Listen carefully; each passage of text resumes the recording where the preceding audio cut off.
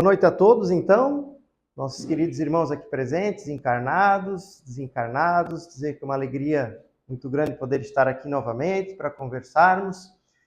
E o tema escolhido trata-se da questão animal, da causa animal. E por que me chamou a atenção para preparar esse tema para as palestras nesse semestre? Deve fazer 1 ano e meio atrás, a minha mãe, que é espírita também, ela veio com uma angústia para mim. Ela chegou assim: ô Ander, o que a doutrina fala sobre a eutanásia animal? Eu disse: boa pergunta, mãe. A eutanásia nos humanos, assim como suicídio, aborto, é tema relacionado à proteção da vida e a gente encara como não sendo algo legal e, portanto, que transgride as leis divinas. Agora, na relação animal, eu vou ter que pesquisar para responder.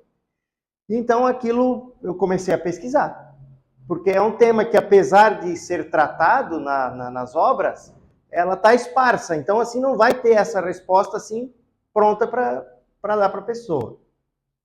E mais recentemente, nós tivemos um caso de comoção nacional, até internacional, que foi o espancamento de um cachorro por adolescentes. Ou seja, a violência praticada contra os animais. Isso é uma coisa que acontece todo dia, em todas as cidades, em todos os lugares, mas aquilo veio à tona e ganhou proporção internacional. Então, chamou a atenção, eu resolvi, então, associar essas questões e fazer uma pesquisa bem mais aprofundada. Então, depois eu vou responder a questão que a minha mãe, então, perguntou. Porque ela gosta, ela adota cachorro, pequeno, grande, e era um dos grandes dela que estava muito doente. E não tinha mais saída. Veterinários já tinham feito de tudo, ele já não andava mais. Como ele era muito grande, tinha que ficar carregando. Então, ela estava começando a ficar doente, problema na coluna, para carregar. Também já está com quase 70. Então, chegou nesse ponto. Então, nós vamos falar sobre isso também hoje, a questão dessa ética animal. Então, nós vamos falar sobre a questão espiritual dos animais. É baseada, então, nas obras do Allan Kardec, e por incrível que pareça, ele abrange muito mais do que a gente muitas vezes acredita que ele fale sobre o tema, e também nas obras da doutora Irvênia Prada, que eu trouxe aqui para vocês como exemplo, só para se ter uma noção. Nós temos na Federação Espírita Brasileira também, um panfletinho lá em defesa da vida animal, tem também Defesa Animal volume 2, são encartes, né, que a gente chama. Os livros da doutora Irvênia são fantásticos, né? Tem ali, Animais na Escola Evolutiva, a Questão Espiritual dos Animais e a Alma dos Animais. Esse livro aqui, ele aborda todas essas questões que nos dão dúvida a respeito dessa alma dos animais. Mas o pioneiro dessa questão foi o Ernesto Bozano, que lá, praticamente assim, no tempo do Kardec, final de 1800, início dos anos 1900, ele abordou esse tema com mais de 100 casos de acontecimentos psíquicos de animais. Ou seja, fatos que aconteceram relatados em universidades, escritos na época, catalogados e colocados nesse livro. E o livro aqui ele está traduzido, mas no original é Os Animais Têm Alma? Ele faz essa pergunta. Nós temos também, lá no Livro dos Espíritos, vejam vocês, um capítulo 11, vai falar dos 3 reinos. E os minerais, as plantas e os animais. Está lá. Nós vamos encontrar no Livro dos Médiuns. Livro dos Médiuns? Mas e os animais têm mediunidade? Eles se comunicam? O que tem? Está aqui, ó. Kardec botou, ó, da mediunidade entre os animais, capítulo 22. E evocação dos animais. Vamos falar disso também. E por fim, e não menos importante, na Gênese, que vai falar sobre a hipótese da origem dos corpos dos homens e as encarnações dos espíritos. Será que tem alguma coisa a ver com o animal? Vamos ver isso também.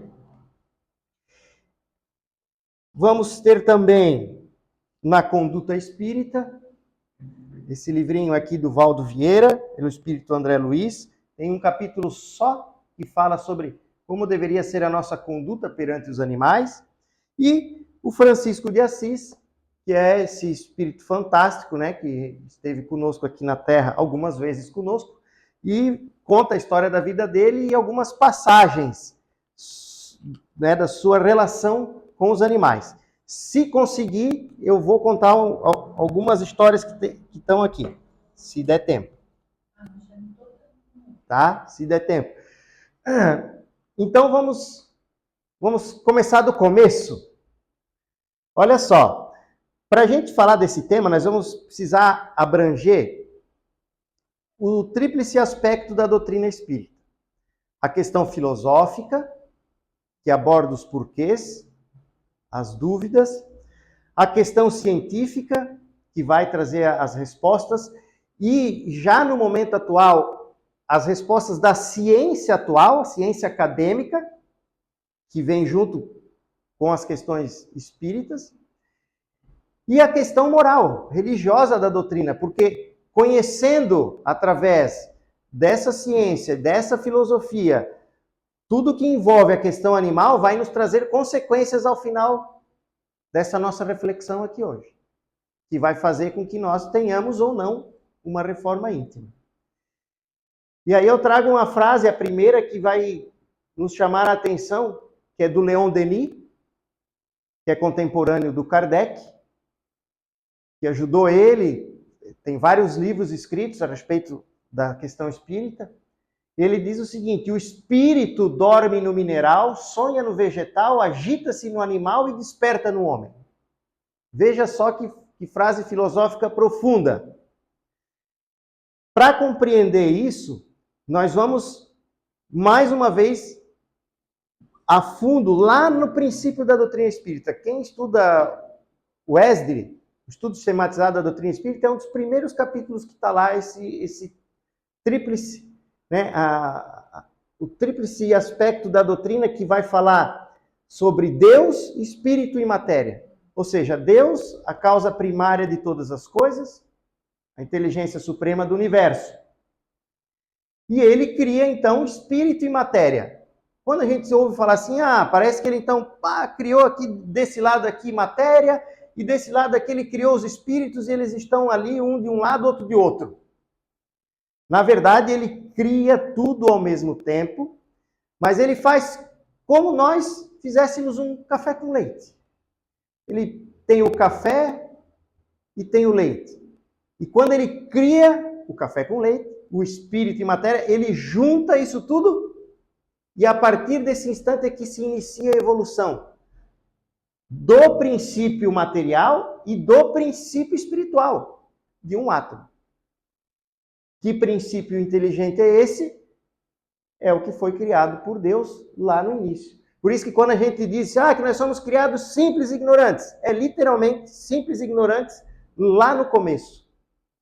Então essa nossa matéria elaborada que tem aqui para formar um corpo, e o espírito que comanda isso tudo, teve que percorrer um longo caminho, ou seja, dormiu no mineral, sonhou no vegetal, agitou-se no animal e despertou no homem. Leon Denis. E o que o Emmanuel nos traz de informação da escala evolutiva? Ele fala do átomo ao arcanjo. Do átomo ao arcanjo. Ou seja, o átomo simplesmente aquele mineral que está lá no início. E ele diz o seguinte: no animal a consciência dorme, consciência, preparando-se para despertar no homem. Não há saltos na natureza. O ser humano é o próximo degrau dessa escada contínua. Vejam a escada: mineral, vegetal, animal, hominal. E não para por aí, porque o homem vai virar um espírito superior, ou um arcanjo, como queiram chamar. Nós vamos evoluindo. Essa matéria, esse espírito está em constante. E começou lá embaixo. Ou seja, tudo faz parte de um encadeamento conjunto. Vamos lá. Então, isso quer dizer que a centelha divina já está posta aqui no mineral. Dentro daquelas ordens para fazer o átomo seguir um comando para ser ouro, para ser prata, para ser mercúrio, para ser carbono, para ser hidrogênio. Ali já o princípio inteligente está trabalhando. E ele vai evoluindo, vai evoluindo. Portanto, essa centelha divina nos animais, aí vamos passar do mineral, vamos no vegetal, nos animais, eles têm uma alma? Sim. Há nos animais um princípio independente da matéria e que sobrevive ao corpo. Vejam vocês. E que sobrevive ao corpo. Tudo se encadeia na natureza. Isso é uma frase do Kardec. Ou seja, na natureza, nós fizemos parte dessa natureza. Os animais fazem parte, as plantas, os minerais, tudo. Então, essa nossa centelha divina, esse princípio inteligente, está em constante evolução. E nos animais, esse princípio já está se tornando independente e sobrevivendo à matéria. E sobrevivendo à matéria. Faz parte da lei do progresso. Eles não são máquinas descartáveis. E aqui vale uma reflexão bem interessante. É a questão 597 que diz assim, ó: há neles um princípio independente da matéria que sobrevive à morte do corpo físico. Tá lá, bem claro. Mas o Kardec, na Revista Espírita, por que eu estou trazendo isso aqui? Por que eu estou trazendo isso aqui? Porque nós estamos perguntando assim, os animais têm alma? Sim, tem alma. Aí nós vamos ver bem detalhado como ela funciona e como ela se relaciona conosco.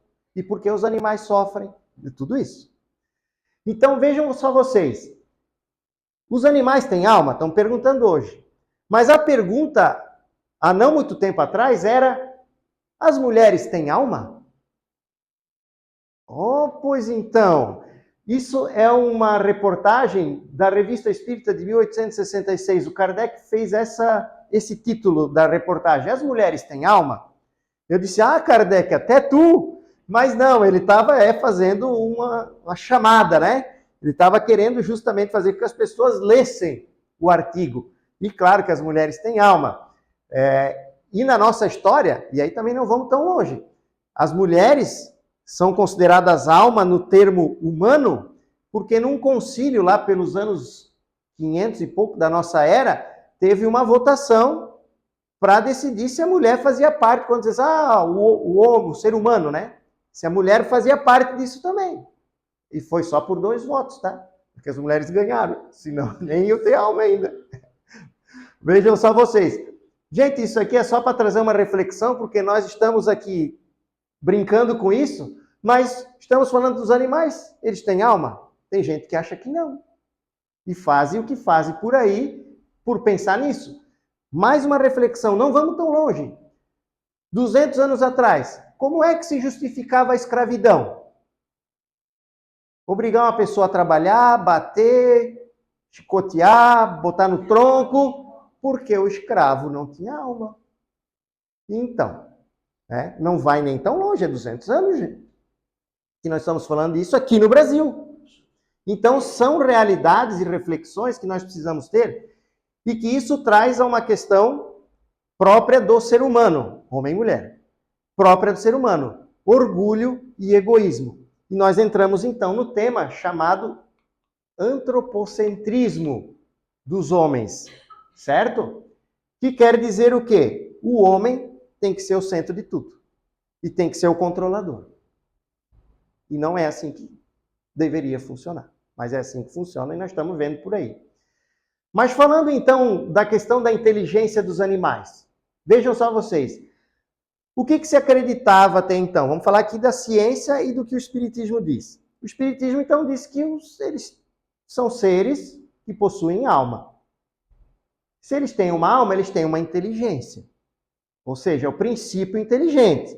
Não é ainda independente como nós, seres humanos, porque a alma do homem, ela é a individualização desse princípio inteligente num ser único que começa a sua evolução consciente, completa. O animal também tem consciência, não completa, mas tem. E isso graças à inteligência que eles têm. Porque o instinto, que muitas pessoas julgavam ser algo automatizado, que ainda assim provaria a existência de uma inteligência suprema, porque alguém teria que programar esse instinto para ele funcionar desse jeito em cada reino da natureza, em cada espécie animal. Mas não, é esse instinto e essa inteligência que vai progredindo, programada e progredindo. Portanto, esse instinto que eles têm também é uma inteligência. Ela também é uma inteligência. E se é uma inteligência, ela vai evoluindo. Ela vai evoluindo. Certo? Aquele peixe, quando tu ia na lagoa, jogava a ração e depois tu jogava o caniço e pegava logo o peixinho. 5, 6 anos depois tu joga a mesma ração, tu joga o caniço, eles comem a ração, mas não vão no caniço. Uma vez eu brinquei com um amigo meu e disse, pô, parece que os caras que não vêm mais. Eu disse, olha, eu acho que eles estão ficando espertos. E estão ficando espertos. Todos evoluem no planeta. É uma espiral, não é uma roda, é uma espiral crescente. Então, esse instinto é uma inteligência. Portanto, se a inteligência é um atributo essencial do espírito, é óbvio que eles fazem parte e possuem esse instinto. Então, o mito, a crença antiga que se dizia que os animais eram apenas automatizados, né? Sistemas autômatos, né? Como se fosse uma máquina. E aí vem a ciência moderna, a nossa ciência atual, e aqui o Dr. Philip Law, ele é de uma universidade americana, tem nada a ver com religião, com igreja, com nada. São 26 neurocientistas que fizeram um artigo e assinaram e apresentaram num congresso em 2012. E eles iniciavam assim: não podemos mais fazer de conta que não sabíamos. Não podemos mais fazer de conta que nós não sabíamos o quê? Não podemos mais fazer de conta que não sabíamos que mamíferos, aves e alguns invertebrados, como o polvo, têm consciência.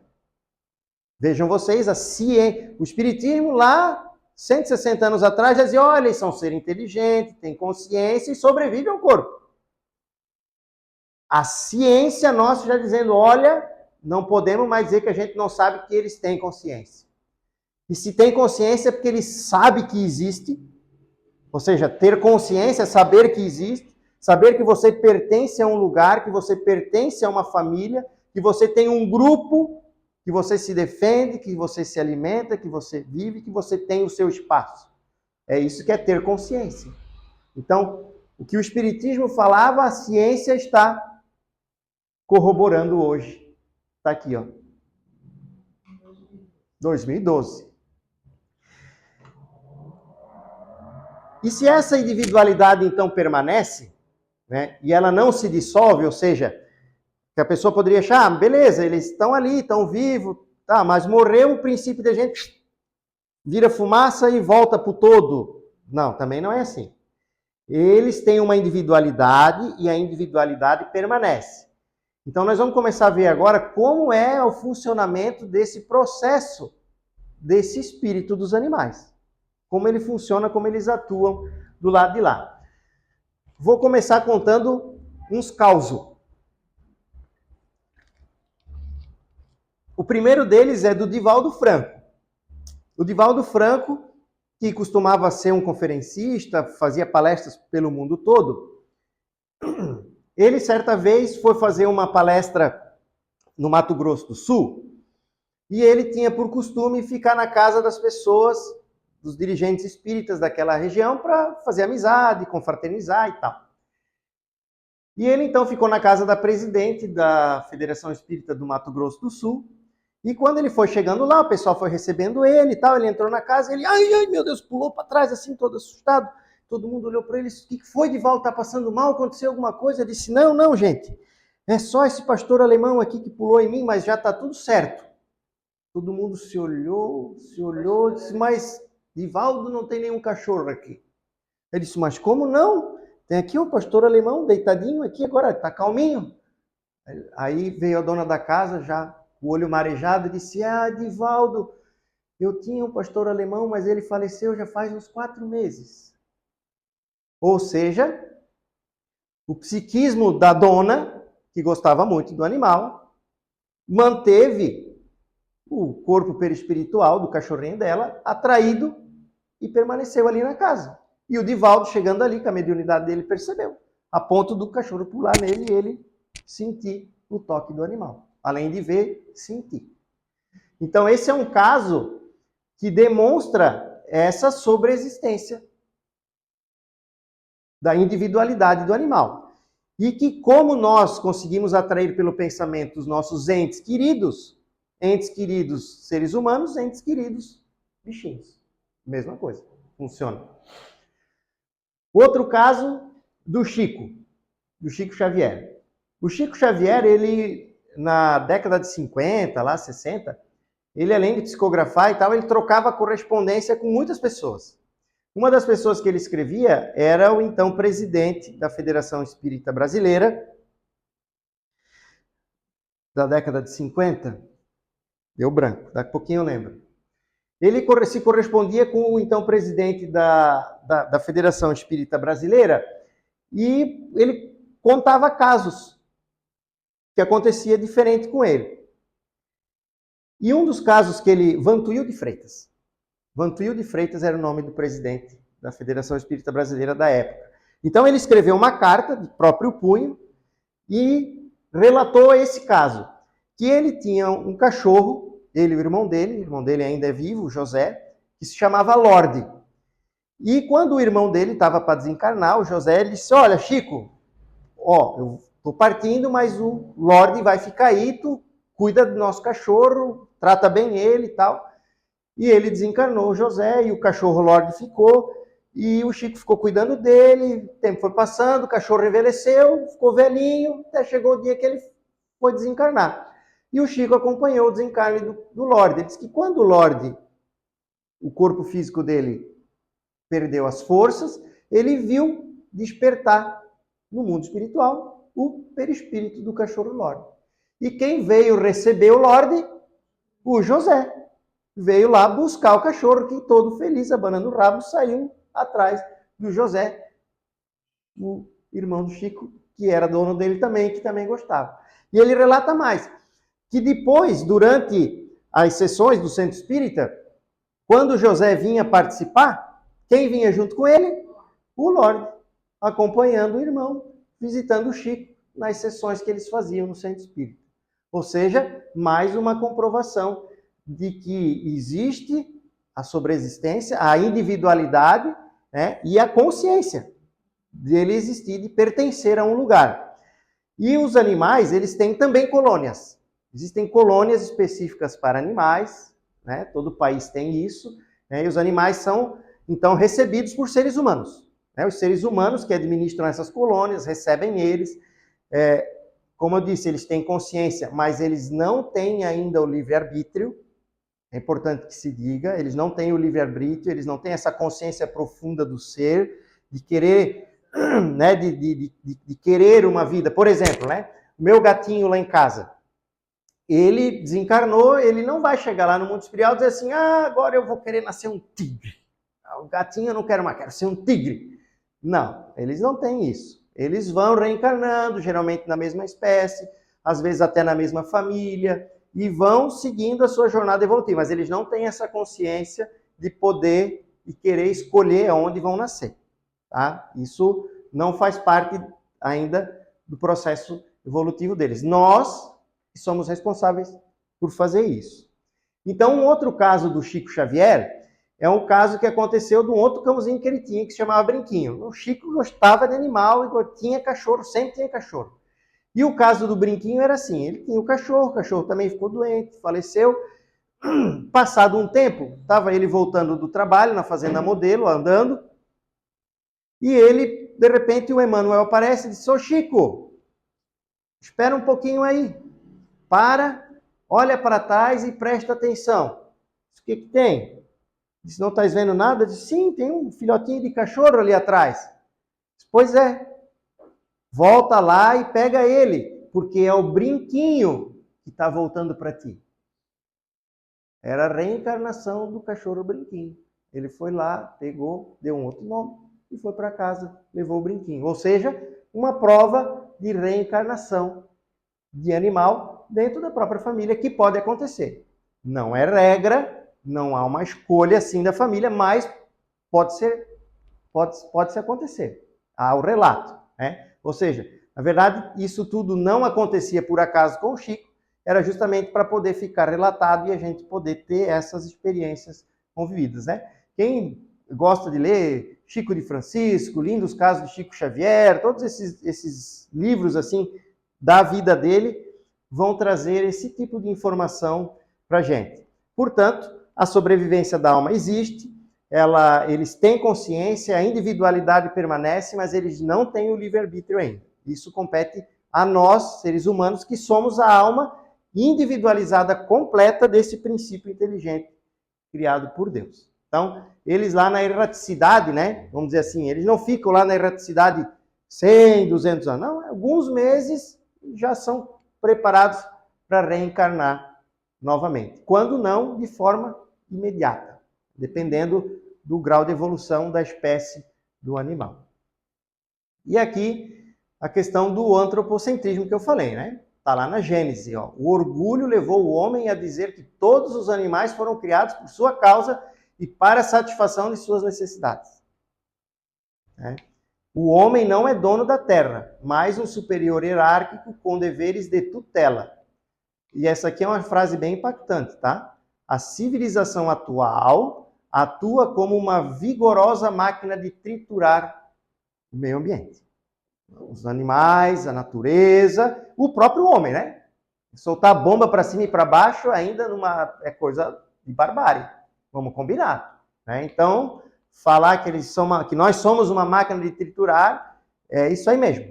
É só nós olharmos e repararmos o nosso sistema de consumo, nosso sistema de trabalho, nosso sistema de vida. Quando nós deveríamos ser um tutor, um irmão mais velho desses animais. E o que nós vamos encontrar nas 3 revelações? Então vamos entrar numa parte religiosa bem profunda agora. A primeira revelação relacionada diretamente a Moisés. Vamos lá. Moisés, o Antigo Testamento, os profetas. Encontramos alguma coisa lá? Sim. Lá em Provérbios. Está lá. O justo atenta para a vida dos seus animais. Ou seja, eles tinham a consciência de preservar. Ainda que eles tivessem o costume do sacrifício, né? Mas também já foi uma evolução, porque quando começa lá o Antigo Testamento, a gente já tem uma mudada, né? Porque tudo era até sacrifício humano. E nós começamos ali a dizer, não, sacrifica teu filho, não. Sacrifica aquele cordeirinho ali, vamos sacrificar animal, não sacrifica mais o homem.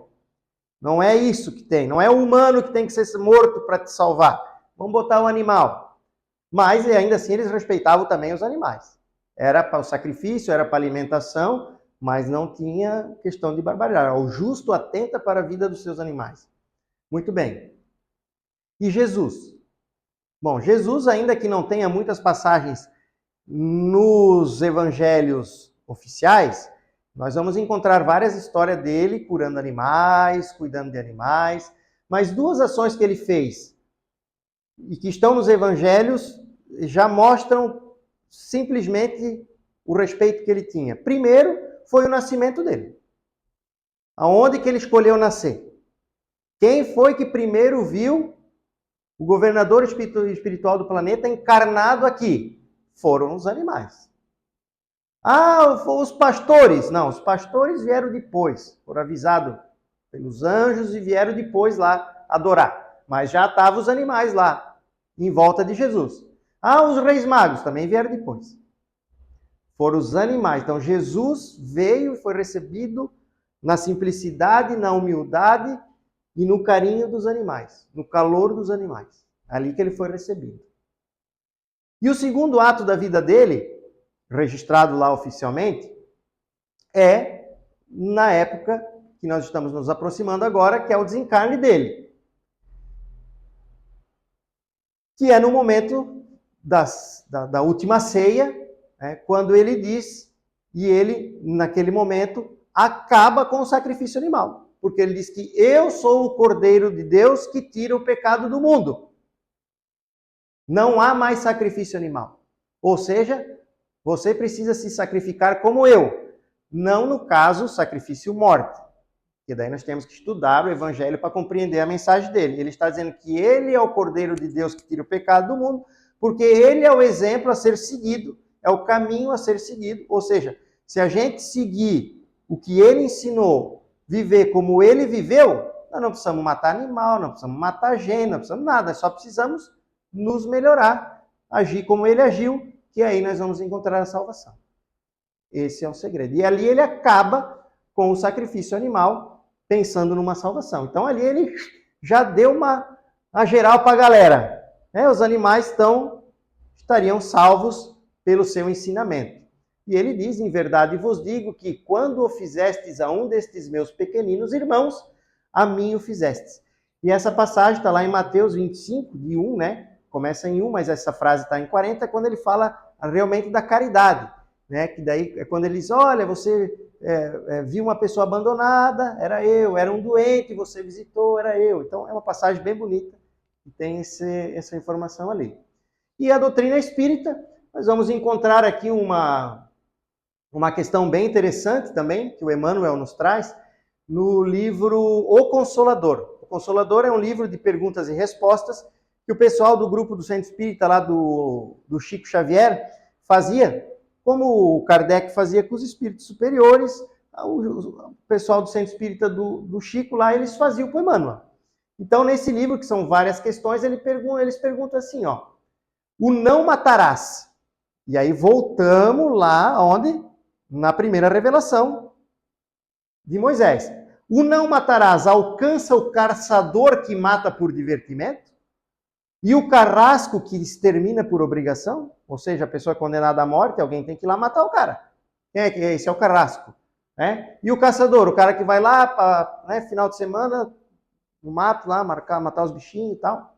Esse aí, também, o não matarás, vale para eles também? Ou o animal não tem alma? Está valendo tudo? O Emmanuel responde, à medida que envolverdes no sentimento evangélico, não tolerareis o carrasco e a classe dos caçadores não terá razão de ser. Então, não matarás é não matarás. Portanto, violência gera violência. Então, as nossas guerras humanas, elas não são nada mais reflexo do que a nossa natureza própria está aí, retratando. É só ligar a televisão e o jornal. Apesar de que não é muito, dá até um ruim, mas você olha, assiste, que você vai ver, o nosso retrato está lá. É o nosso retrato que está ali. Então, os maus tratos animais estão nessa questão. E aqui eu trouxe uma outra parte para a reflexão filosófica, e que nós vamos encontrar nos livros do André Luiz, que vai falar a respeito do pensamento. Vai falar a respeito do pensamento. Então, ele diz assim, que os animais, que é aqui embaixo, a mente animal, então, eles têm um princípio inteligente que sobrevive, portanto, eles têm uma mente. Eles têm uma mente. E eles têm uma mente, eles pensam. E eles pensam de forma fragmentária. O que é isso? Eles, de vez em quando, pensam. Estão meio que vivendo ali no automático deles, tal, e de vez em quando eles pensam. Apareceu um predador. Para onde é que eu vou correr? Ele vai pensar. Precisa defender os filhotes? Ele vai pensar. Acontece alguma coisa que ele vai pensar. Mas, no mais, ele não está pensando, não. Ele está ali vivendo no automáticozinho dele, né? Naquilo que está ali. Tal. É como a gente, né? Às vezes também está vivendo no automático e nem percebe, né? Mas tá aqui, eles pensam de forma fragmentária. Depois eu vou dar um exemplo disso. Nós, seres humanos, pensamos de forma contínua. Tente parar de pensar. Se eu vou parar de pensar agora, não dá. Eu faço yoga. Não, tu podes até te concentrar num pensamento único. Eu faço meditação. Tu não consegue parar de pensar. Uma hora tu vai estar pensando alguma coisa. Não tem. Então, nosso pensamento ele é contínuo. Pode ser ondas curtas, médias, longas, depende o que a gente pensa. Pensa coisa boa, coisa negativa, aí é o nível da onda. Mas a gente não para de pensar. Às vezes está pensando coisa boa, às vezes está pensando sacanagem. Outra é assim. Tenta se policiar. Por isso que é orar e vigiar. Não é para vigiar os outros. É para se vigiar. Os seus pensamentos. Tá? E os seres angelicais, lembra do átomo ao arcanjo? Né? Os seres angelicais, os arcanjos, os anjos, espíritos puros, os seres superiores, seres de luz, cada um chama de um jeito, eles têm raios super ultra curtos. Isso quer dizer que eles amam constantemente. Eles amam constantemente. Por isso que diz que Jesus é o exemplo de amor. Que veio, ele amava o tempo todo, tudo que ele estava fazendo, qualquer parte ele estava amando. Ele amava, perdoava. Né? E Paulo tem lá na carta aos Gálatas a definição de amor. Né? Tem até uma música, né? O amor tudo suporta. Então, tá lá, o amor. E aqui é para a nossa reflexão que eu trouxe. Assim como os animais pensam, de vez em quando, nós, seres humanos, amamos de vez em quando. E geralmente a gente ama num momento de dificuldade. Que aí quando a coisa fica preta, daí tu ama, tu te ajoelha, tu reza, tu ali às vezes. Porque senão a nossa vida pode reparar. É tiro, bala, foguete, correria dia a dia, ninguém para pensar para muita coisa. Mas é um processo. Tudo ao seu tempo. Mas nós podemos tentar acelerar esse processo para amar mais. E um exemplo desse aqui, que eu trouxe para vocês, aqui, ó, anatomia do perispírito e da individualidade é bem assim que funciona, tá, gente? O perispírito que nós temos como modelo organizador biológico, né, que é nós reencarnamos desse princípio do corpo perispiritual, os animais vai funcionar da mesma coisa. Então, para provar essa questão do pensamento dos animais, eu vou trazer para vocês uma das histórias lá do Bozano, que ele relata no livro dele, daquelas mais de 100 histórias. Uma delas diz assim, que duas irmãs, então vamos imaginar um tempo que não existia energia elétrica, as casas eram longe uma da outra, geralmente tudo sítio, lá na Inglaterra principalmente, eram áreas rurais, criação de animais. Então, nas casas, todos tinham animais de estimação, gato, cachorro. Esse caso é sobre um cão. Então, duas irmãs que tinham um animal de estimação, elas estavam dormindo. De repente, uma das irmãs acorda assustada. Ela disse, irmã, mana, eu tive um pesadelo. Eu sonhei que a nossa cachorrinha estava morrendo e ela estava olhando para mim, pedindo ajuda com olhos como se fosse uma pessoa. Aí a irmã disse, calma, foi só um pesadelo. Não, mas foi muito real. Disse, calma, hoje de manhã nós ainda estávamos brincando com ela. Não, mas foi muito real, aconteceu alguma coisa. E aí ela encheu tanto o saco da irmã que a irmã foi lá e falou, tá bom, vamos chamar a empregada e vamos ver, pedir para ela procurar a nossa cachorrinha. Aí foi lá, chamaram a empregada saiu, chamaram, não veio. Aí disse, está vendo, aconteceu alguma coisa. E saíram para procurar. Saíram, foram, todo mundo procuraram dentro da casa. Fim das contas, acharam a cachorrinha morta. Resumo da história. O animal em agonia, ou seja, num momento de dor, de desespero, ele pensou em alguém. Ou seja, o pensamento foi emitido naquele momento de agonia e foi captado pela menina que gostava do animal, em sonho. E aí, claro, foi convertido, nós temos lá o estudo do sonho, livro dos Espíritos, 400 em diante, estuda lá para nós entender. Ela captou da forma dela como um pedido de socorro. Né? Forma humana, transfigurado e tal, mas ela percebeu aquele sentimento. Percebeu aquele pensamento do animalzinho.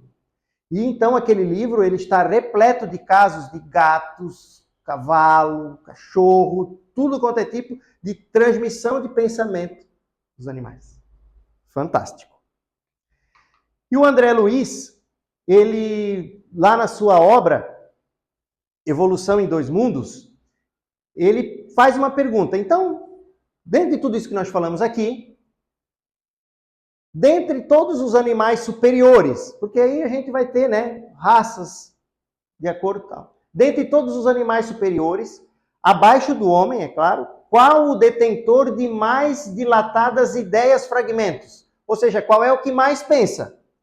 Nós não temos a escala dos espíritos, que são inferiores, superiores, quase virando anjos, quase bem inferiores, quase animal.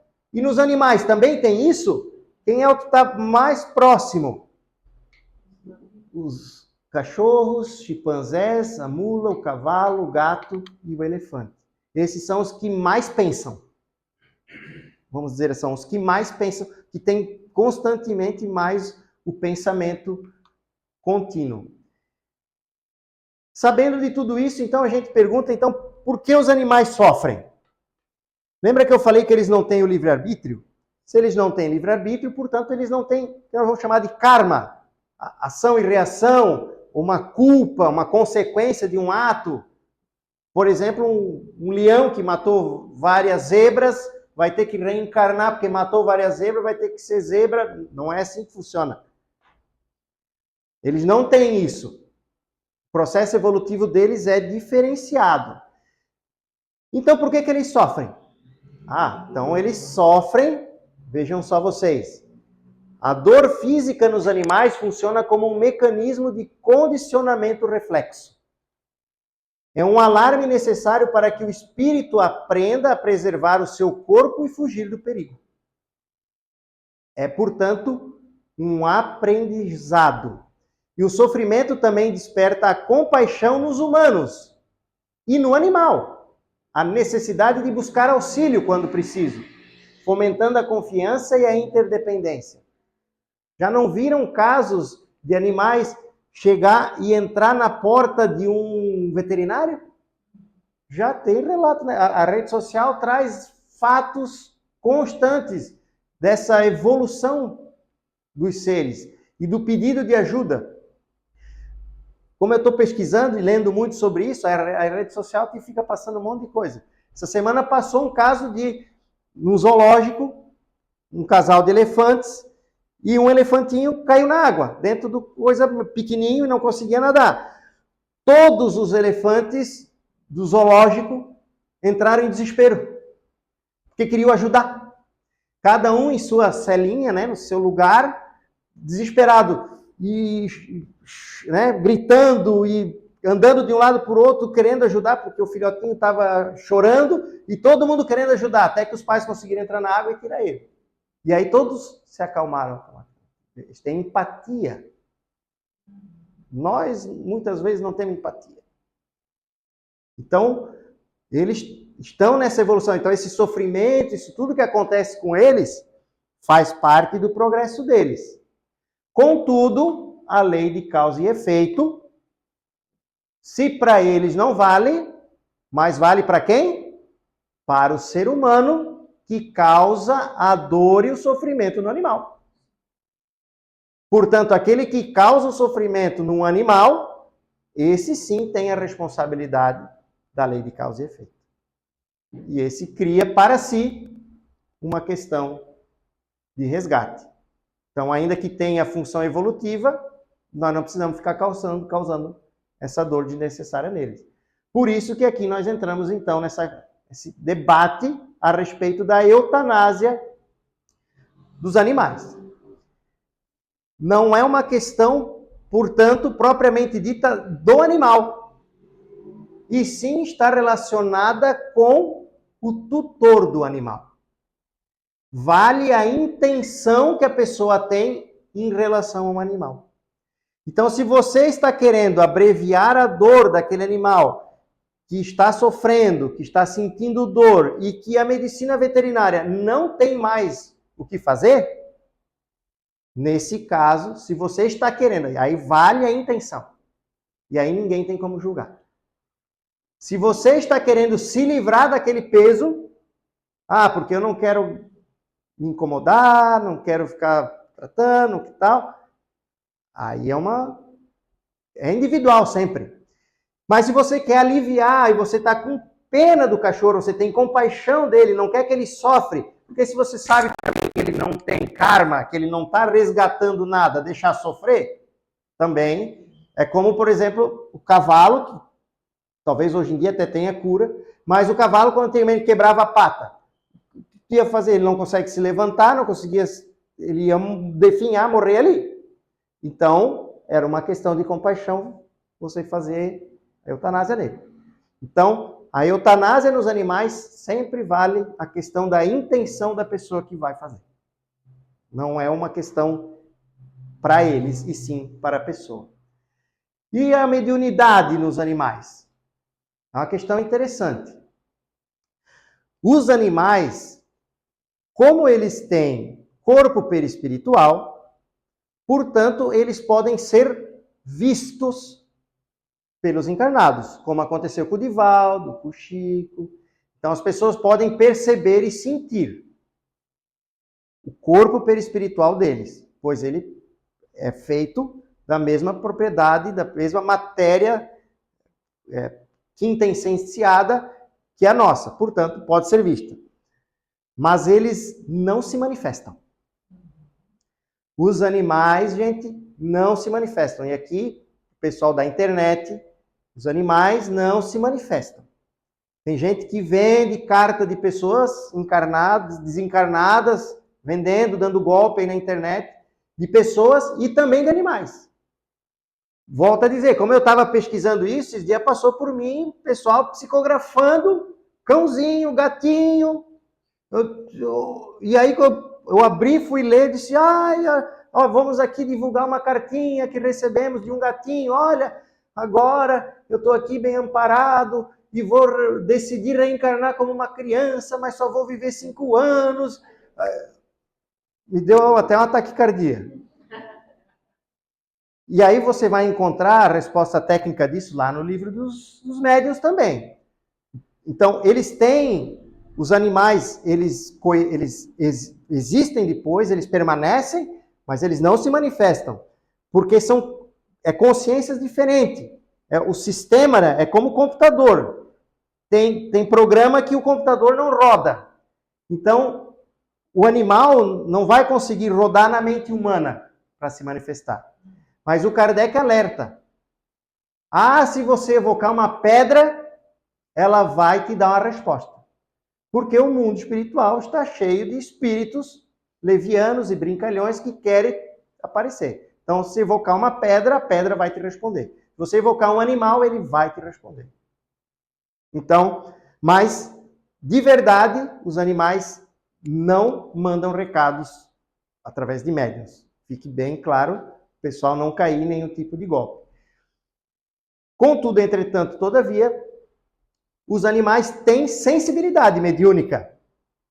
Eles conseguem perceber as energias dos encarnados e desencarnados. Alguns até enxergam. Então, isso também é importante as pessoas saberem que às vezes, tem o cachorro está latindo por nada. Não está latindo por nada. O gato, principalmente, que tem os egípcios cultuavam os gatos, porque os gatos têm muito essa sensibilidade. Então, é tudo fazendo parte dessa questão da mediunidade dos animais. Certo? Bem importante. Finalizando, não vou conseguir contar a história, mas que ainda tem uma partinha para a gente passar aqui que é bem importante. Falando de um manifesto pela vida, sabendo de tudo isso a respeito dos animais, que eles têm alma, que eles têm consciência, que eles sofrem. Será que a gente tem o direito de dispor deles como a gente faz? Botar eles no circo, botar em jaula, marcar a ferro, matar, bater. Será que temos? Aí é uma pergunta individual e vai para a consciência de cada um. E aqui é a sugestão de um novo pacto. Quando a gente conhece a verdade, a verdade vos libertará.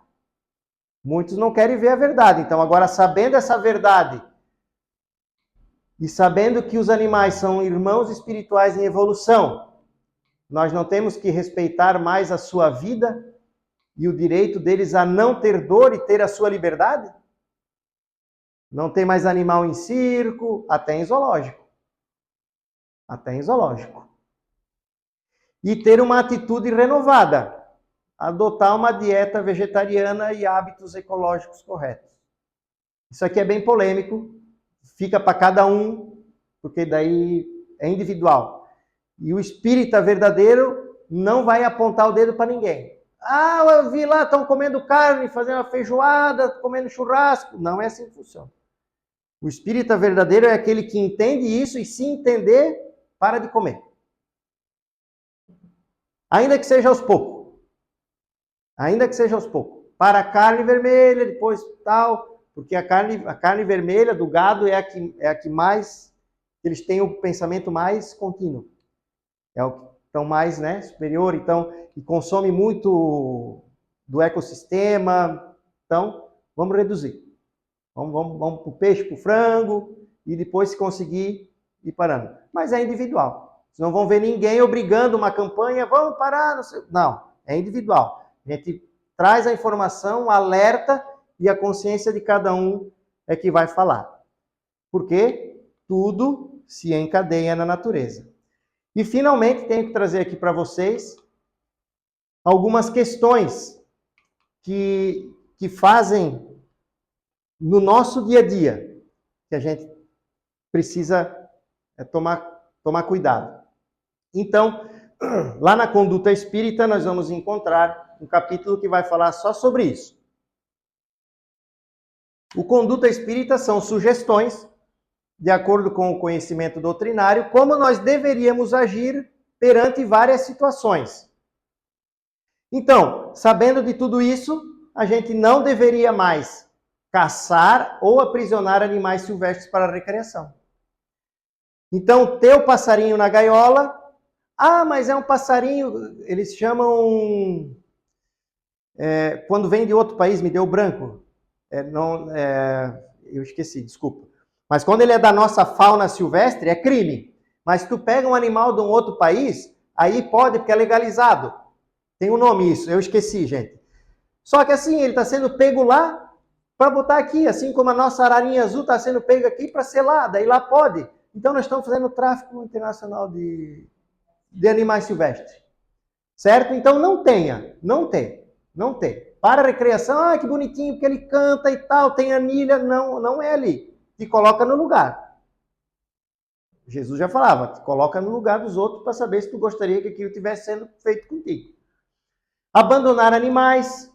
Então, o abandono de animal é falha moral. Aqueles caras que vai, abre a porta do carro, solta o bichinho e sai, que tu vê aquele bicho correndo atrás, dá até dá uma tristeza do coração. Quem não tem a tristeza do coração é porque acho que não tem coração. Exigir do animal um entendimento humano que ele ainda não possui. Tu tem um cachorro, vai pegar o filhotinho, ele vai rasgar o teu sofá. Quer brigar com ele achando, tu não pode rasgar o sofá, tô te dando uma casa.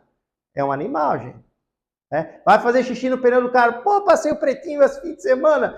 Não dá para querer exigir isso, tá? Isso não é condição. Fazer. O que então nós deveríamos fazer? Prover assistência veterinária e abrigo quando necessário, cuidar bem deles, né? Orar pela natureza e pelos animais, né? Ver no animal um aluno na escola da vida, ensinando-lhes a disciplina e o amor. E aqui ainda, no socorro aos animais doentes, usar recursos terapêuticos possíveis, sem desprezar aqueles de natureza mediúnica, é o passe. Sabe, pode dar passe em animal, não pode dar passe em animal? Pode, não tem problema nenhum. Para ajudar, você vai ajudar, não tem problema nenhum de dar o passe. E o último, e não menos importante, é a questão da humanização dos animais. Existe um estudo recente feito sobre o bem-estar animal. E o bem-estar animal, ele passa por uma linha que diz que os animais, para o bem-estar deles, eles têm que ser tratados de acordo com a sua natureza, ou seja, de um animal. Então, se você tentar humanizar, aqui está uma figura, gente, o excesso de humanização. Tem gente que veste um animalzinho, bota num carrinho, e bota roupinha, e bota sapato, e faz um monte de... Nós hoje, o último censo já detectou que nós temos mais pets que crianças em casas. É o censo que está dizendo. E muita gente substituindo isso, trocando animal por filho, mas isso é tema para um outro estudo, questão psicológica, mas é isso aí. E para o animal não é saudável isso. Não é saudável. Ele tem que ter o seu respeito, a sua natureza. Tratar bem, cuidar, pode deixar entrar, quem quer, deixa entrar em casa, cuidar, dar comida, tudo certinho. Mas o exagero, como a gente tem visto por aí, ele não é recomendado. E vou finalizar contando uma história mais curtinha, porque é do Francisco e o Lobo não vai dar. Quem tiver curiosidade, procura lá a história de São Francisco e o Lobo de Gúbio. É fantástica, dá para chorar 2, 3 vezes na história, porque ela é bem compridinha. Mas finalizo aqui, então, uma homenagem feita a José do Patrocínio. José do Patrocínio era um jornalista, filho de uma escrava, que acabou sendo liberto, estudou jornalismo, foi para o Rio de Janeiro, virou um escritor famoso, e ele era contra a escravidão e defendia os animais, era um defensor dos animais. Hoje ele não tem as ONGs que defendem os animais, então ele já era o precursor da defesa dos animais, já via na fazenda os maus tratos, a marcação, como fazia com os escravos, fazia com os animais, ele já defendia isso. E o último texto dele, que ele estava digitando, escrevendo, datilografando, que ele estava publicando para ser, produzindo para ser publicado, era o texto que dizia o seguinte, e terminava: tenho pelos animais um respeito egípcio. Penso que eles têm alma. Olha o que ele ia escrever. E acabou por aí, porque ele acabou desencarnando antes de terminar, mas penso que eles têm alma. Então, nossa homenagem ao José do Patrocínio, esse que foi um defensor da liberdade e um defensor dos animais. Agradeço a todos pela atenção, pelo tempo concedido, aos encarnados e desencarnados aqui presentes. Sempre uma alegria poder voltar aqui. Muito obrigado.